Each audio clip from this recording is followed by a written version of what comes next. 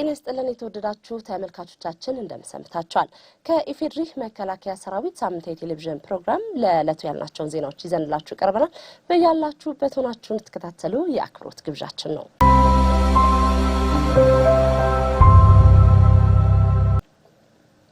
የዓለም አቀፉና የአፍሪካ ወታደራዊ ስፖርት ካውንስል አመራሮች የመቻል ስፖርት ክለብን ጎበኙ። አመራሮቹ ከጦር ኃይሎች ጠቅላይ ኤታማዦር ሹም ፊልድ ማርሻል ብርሃኑ ጁላ ጋር ውይይት አድርገዋል። ኢትዮጵያና ቤላሩስ በወታደራዊ ዘርፍ በጋራ ለመስራት የሚያስችል የሁለትዮሽ የመግባቢያ ስምምነትም ተፈራርመዋል። በመከላከያ ሰራዊት ፋውንዴሽን ስር የሚገኘው የጋሻ መኖሪያ ፕሮጀክትን የመከላከያ ሚኒስትር ኢንጂነር አይሻ መሐመድን ጨምሮ ከፍተኛ የተቋሙ አመራሮች ጎበኙ። መከላከያ ለአቅመ ደካማ የህብረተሰብ ክፍሎች ለማስተላለፍ እያስገነባቸው የሚገኙ መኖሪያ ቤቶችም በመከላከያ ሚኒስትሯ ተጎብኝቷል። በአማራ ብሔራዊ ክልላዊ መንግስትና በአማራ ፋኖ ህዝባዊ ድርጅት መካከል የተደረሰውን ዘላቂ የሰላም ስምምነት ማዕቀፍ ውጤታማ ለማድረግ የማስፈጸሚያ ስምምነት ፊርማ ተከናውኗል። ተመልካቾቻችን ለዛሬ የመራረጥናቸው ዝርዝር ዘገባዎች በእነዚህ ርዕሰ ጉዳዮች ላይ ያተኩራሉ። ዘገባዎቹ ከአጫጭር ዜናዎቻችን በኋላ ወደ እናንተ ይደርሳሉ። ምስራቅ እዝ በተሰማራባቸው የግዳጅ ቀጠናዎች ውጤታማ የግዳጅ አፈጻጸም እያስመዘገበ እንደሚገኝ አስታወቀም። የእዙ ከፍተኛ አመራሮችም የ2018 ዓ.ም የግማሽ ዓመት የስራ አፈጻጸማቸውን በማስመልከት በባህር ዳር ከተማ ምክክር አካሂደዋል። እዙ በተሰማራባቸው በኢትዮጵያና በሶማሊያ አዋሳኝ የድንበር አካባቢ አልሸባብን የመደምሰስና የማዳከም ስራዎችን በብቃት ከማከናወኑ ባሻገር በጎጃም አካባቢም ጽንፈኛውን እግር በእግር እየተከታተለ በመምታት ህብረተሰቡ በሰላም ወጥቶ እንዲገባ ማድረጉን አዛዡ ሌተናል ጀነራል መሐመድ ተሰማ ገልጸዋል። ምስራቅ እዝ በምስራቁ የሀገራችን ክፍልም ሆነ በጎጃም ዞኖች የሚያደርገውን የህግ ማስከበር ዘመቻ አጠናክሮ በመቀጠል ባለፉት 6 ወራት ከ2800 በላይ ጽንፈኞችን በመደምሰስና በርካታ የጽንፈኛው አባላት ወደ ሰላም እንዲመጡ ማድረጉንም ሌተናል ጀነራል መሐመድ ተሰማ ተናግረዋል። በውይይቱ ማጠቃለያ የቀጣይ ስምሪት አቅጣጫ የተሰጠ ሲሆን እዙ በዘመናት ያካበተውን የጸረ ሽምቅ ውጊያ አቅሙን ተጠቅሞ ሽብርተኞችንና ጽንፈኞችን በመምታት የተገኘውን አንጻራዊ ሰላም አስተማማኝ ለማድረግ መስራት እንደሚጠበቅበት ተጠቁሟል። በተያያዘ ዜና የምስራቅ እዝ አዛዥ ሌተናል ጀነራል መሐመድ ተሰማ በጎጃም በግዳጅ ላይ የሚገኙ የሰራዊት አባላትን ጎበኙ። በእለቱ ባስተላለፉት መልእክትም አባቶቻችን ጠብቀው ያቆዩትን ሀገር አዲሱ ትውልድም ታላቅ መስዋዕትነት እየከፈለ አገር እያስቀጠለ እንደሚገኝ ተናግረዋል። ዘገባው የሳምሶን ባህሩ ነው። የፌዴራል የፍትህና የህግ ኢንስቲትዩት ለመከላከያ የፍትህ አካላት በአመራር ክህሎትና በኮንስትራክሽን ህግ ዙሪያ ስልጠና ሰጠ።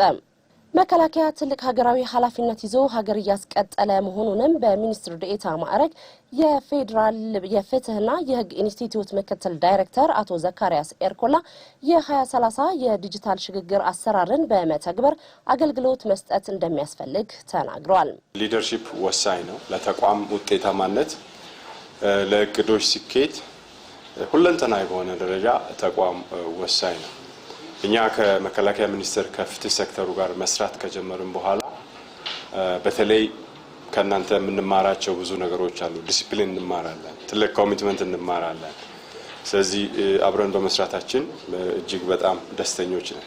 የመከላከያ ወታደራዊ ፍትህ ዋና ዳይሬክቶሬት ዳይሬክተር ብርጋዴር ጄኔራል አሰፋ ደበሌ በበኩላቸው ከፍትህና የህግ ኢንስቲትዩት ጋር በአቅም ግንባታ ዘርፍ በስፋት እየተሰራ መሆኑን ገልጸዋል። የመከላከያ ወታደራዊ ፍትህ ዋና ዳይሬክቶሬት የወንጀል መከላከል ስልጠና በመስጠት የስጋት መከላከል ዳሰሳ ጥናት በማድረግ ስነ ስርዓትን በማስከበርና ወታደራዊ ቁመናን መከታተልና የትራፊክ ፖሊስ አገልግሎት የመስጠት ተልእኮችን ከተቋሙ ተቀብሎ በብቃት እየሰራ ይገኛል።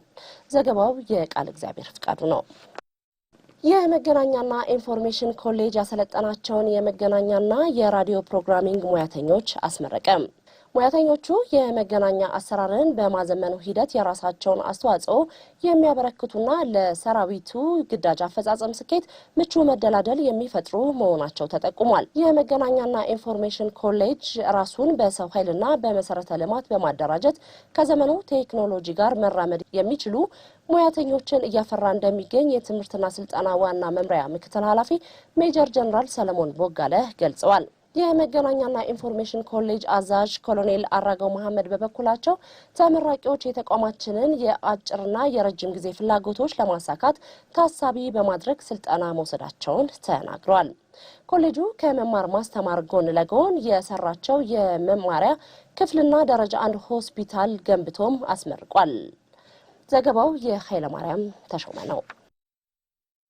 በምስራቅ ጎጃም ዞን ባሶ ሊበን ወረዳ የሰላም አማራጭን የተቀበሉ የጽንፈኛ ቡድን አባላት ለሰራዊቱ ትጥቅ አስረከቡ። የሰላም አማራጩ ለተቀበሉት የጽንፈኛው አባላት አቀባበል ያደረጉት በ6ኛ እዝ 1 ኮር አዛዥ ብርጋዴር ጄኔራል ሶፊያን መሐመድ እውነታው ያልገባቸውና ጫካ ያሉ ወጣቶች የጠላቶቻችንን ዓላማ ለማስፈጸም ብለው የህይወት መስዋዕትነት መክፈል እንደሌለባቸውና የሰላምን አማራጭ መቀበል እንደሚገባቸው መልእክት አስተላልፈዋል። የሰላምን አማራጭ የተቀበሉት የጽንፈኛው አባላት በበኩላቸው ሀገራችንን ለማፈራረስ ቆርጠው ከተነሱ ኃይሎች ጎን ላለመሰለፍ ወስነን ወደ ሰላም መተናል ብለዋል። ዘገባው የአለባቸው ዳኝ ነው። ተመልካቾቻችን ለዕለቱ ያልናቸው ዜናዎች እነዚህ ሊመስሉ ነበር። ቀሪ ፕሮግራሞቻችን ይቀጥላሉ። በያላችሁበት መልካም ጊዜ።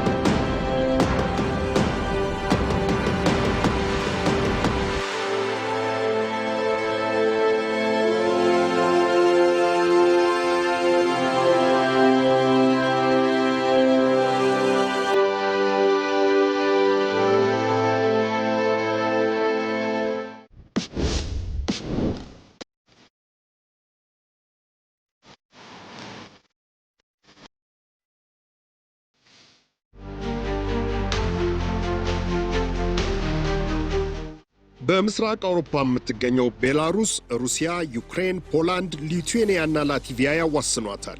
ቤላሩስ 9.3 ሚሊዮን የሚጠጋ ሕዝብ ያላት ሲሆን ቤላሩሲያኛና ሩሲያኛ መንግስታዊ የሥራ ቋንቋዎች ናቸው። አገሪቱ በባህል፣ በፖለቲካ፣ በደህንነትና በንግድ ከሩሲያ ጋር የጠበቀ ወዳጅነትም አላት። ሰፋፊ ሜካናይዝድ እርሻዎች፣ በኢንዱስትሪው በኩልም የማሽነሪ ትራክተር ምርቶች እንዲሁም የኬሚካል ምርቶቿ የኢኮኖሚዋ መሠረት ናቸው። በወታደራዊና ደህንነት ዘርፉ ከፍተኛ አቅም ከገነቡ ሀገራት ተርታ የምትሰለፈው ቤላሩስ በወታደራዊ ቴክኖሎጂና ኢንዱስትሪዎች በኩልም ከሩሲያ ጋር በጥብቅ የተቆራኘች ናት።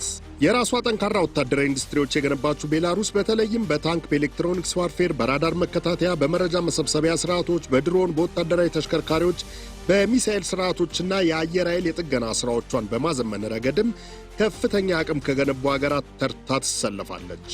ሩሲያም ዋነኛ የገበያዋ መዳረሻ ናት።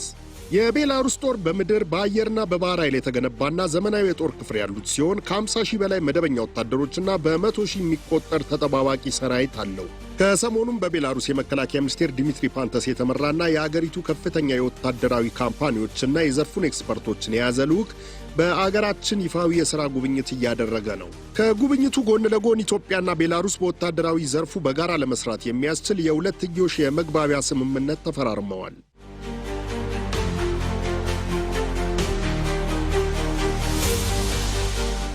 የኢፌዴሪ መከላከያ ሚኒስቴር ኢንጂነር አይሻ መሐመድና የቤላሩስ አቻቸው ዲሚትሪ ፓንተስ የተፈራረሙት የመግባቢያ ስምምነት የሀገራችንን ወታደራዊ ቴክኖሎጂና ኢንዱስትሪ ለማሳደግና በወታደራዊ ምርቶች ራሳችንን ለመቻል እየተደረገ ላለው ጥረት ከፍተኛ ጠቀሜታ የሚያበረክቱ ናቸው። የአፍሪካ የፖለቲካ የኢኮኖሚና የባህል ማዕከል በሆነችው ሀገራችን የሚሰሩ የኢንዱስትሪ ምርቶችም የጋራ ገበያና ተጠቃሚነትን ለመፍጠር ምቹ መደላደልን ይፈጥራሉ ተብሎ ይጠበቃል።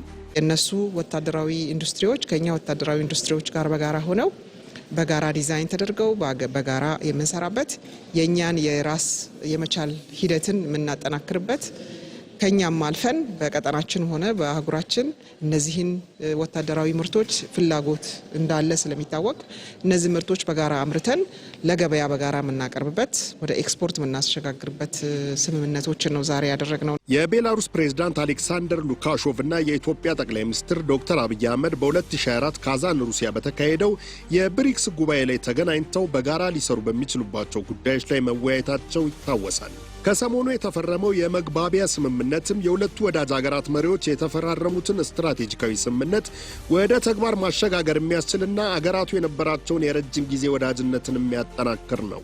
ከወሰናቸውና ከፈረምናቸው ሰነዶች ተነስተን በጋራ እንዴት አድርገን በፍጥነት ወደ ስራ እንገባለን የሚለውንም እንዲሁ ምናይ ይሆናል። የቤላሩስ ዛሬ እዚህ የመጣው ዴሌጌሽንም ኢትዮጵያ በመታከብረው የኢትዮጵያ አየር ኃይል የ90ኛ ዓመት ክብረ በዓል ላይም የራሱን አስተዋጽኦ ያበረክታል። ወታደራዊ ምርቶቻቸውንም ለኤግዚቢሽን ያቀረቡ መሆናቸውን እናውቃለንና እሱንም እዚህ የሚያሳዩ ይሆናል። ኦልሬዲ ትብብሩ ወደ ተግባር የገባ መሆኑን ከዚሁ መረዳት ይቻላል። ሁለቱ ወዳጅ ሀገራት የጀመሯቸውን የተለያዩ ፕሮጀክቶች ከማጠናከር ባለፈ የመግባቢያ ስምምነቱ አዳዲስ ዘርፎች ላይ ለመሰማራት የሚያስችልም እድል የፈጠረ ነው። Это меморандум о военно-техническом сотрудничестве, а также дорожную карту. ከኢትዮጵያ ጋር በተለይም ከአየር ኃይል ጋር ለረጅም ጊዜ የቆየን የሥራ ግንኙነት አለን። አሁንም የተለያዩ ፕሮጀክቶችን በመቅረጽ በጋራ እየሰራን ሲሆን የዛሬው የመግባቢያ ስምምነት በተለያዩ ዘርፎች ለመሰማራት እድሉን የከፈተ ነው። የቤላሩስ ወታደራዊ ካምፓኒ አመራሮችና የዘርፉ ኤክስፐርቶች በሀገራችን ያደረጉት ጉብኝትና የተፈጸሙት የስምምነት ፊርማዎች ተግባራዊ መሆን የሀገራችንን ወታደራዊ አቅም ለማሳደግና የቴክኖሎጂና የልምድ ልውውጥ ለማድረግ ያስችላሉ። ሀገራችን በወታደራዊ ምርቶች ራሷን ለመቻል እያደረገች ባለችው ጥረት በተለይም በወታደራዊ ኢንዱስትሪ ዘርፉ ልምድና አቅሙ ካላቸው ሀገራትና ካምፓኒዎች ጋር በትብብር መስራቷ የሚሰጠው ጠቀሜታ ከፍተኛ ነው። ለዚህም በዘርፉ ልምድና አቅም ያላቸው ሀገራት አንዷ የሆነችው ቤላሩስ ጋር በሀገራቱ መሪዎች መካከል የተደረገውን ስምምነት ወደ ተግባር ለመለወጥ በመከላከያ ሚኒስትሯ ዲሚትሪ ፓንቶስ የተመራው ከፍተኛ የወታደራዊና የካምፓኒ አመራሮችና የዘርፉ ባለሙያዎች ጉብኝት ዘርፈ ብዙ ጠቀሜታ ይገኝበታል ተብሎ ይጠበቃል።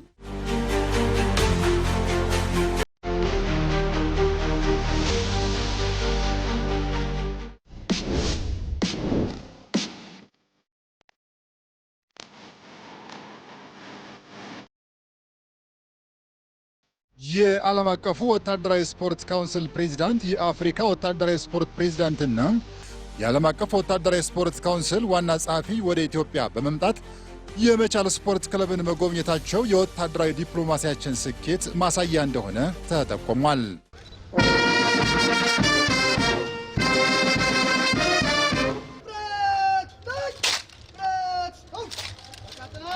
ለዓለም አቀፉ ወታደራዊ ስፖርት ካውንስል ፕሬዝዳንት፣ ለአፍሪካ ወታደራዊ ስፖርት ፕሬዝዳንትና ለዓለም አቀፉ ወታደራዊ ስፖርት ካውንስል ዋና ጸሐፊ ከመቻል ስፖርት ክለብ ታሪካዊ የምስረታ ሂደት አንስቶም የስፖርት ክለቡ ለኢትዮጵያ ስፖርት እድገት ያበረከተውን አስተዋጽኦና አሁን የደረሰበትን የእድገት ደረጃ አስመልክቶ ገለጻና ማብራሪያ ተደርጎላቸዋል። ኢትዮጵያ ካለፈው ዓመት ጀምሮ የዓለም አቀፉና የአፍሪካ ወታደራዊ ስፖርት ተቋማት አባል በመሆኗ የመከላከያ ስፖርት ክለብን በአፍሪካና በዓለም አቀፍ መድረኮች ያለውን ሚና ለጎብኚዎቹ ማስረዳት የጉብኝቱ ዋና ዓላማ መሆኑን የመቻል ስፖርት ክለብ ቦርድ አመራር ዶክተር ሰይፉ ጌታሁን ተናግረዋል። ሀገራችን ዓለም አቀፋዊና አህጉራዊ ወታደራዊ ስፖርት ጉባኤዎችንና ውድድሮችን ለማዘጋጀት ያላትን ፍላጎት ማሳወቅንና በዚህ ዙሪያ እየተከናወኑ ባሉ ተግባራት ላይ ግንዛቤ መፍጠርም የዚህ ጉብኝት ሌላኛው ዓላማ መሆኑንም ዶክተር ሰይፉ ጌታሁን ጠቁመዋል። እኛ የጋበዝነው እንደ መከላከያ ስፖርት ክለብ ብቻ ሳይሆን እንደ ኢትዮጵያ ነው። ስለዚህ መከላከያ ስፖርት ክለብ ለኢትዮጵያ ምን እያደረገ ነው የሚለውን እንዲጎበኙ እንዲያዩ፣ በተለይ ለአትሌቲክሱ ዘርፍ የምታውቁት እና አበበ ቢቂላ እና ማሞ ወልዴ እና ምሩጽ ይፍጠር ከዚህ ክለብ ነው የወጡት። ይህንን ታሪካዊ የሆኑ እንቅስቃሴዎችን እነዚህ የዓለም አቀፍ ፕሬዝዳንቶች እንዲጎበኙት እንዲያዩት፣ ሰራዊቱ ራሱ የሚሰራውን ስራ በተለይ በስፖርቱ ዘርፍ ኮንትሪቢዩት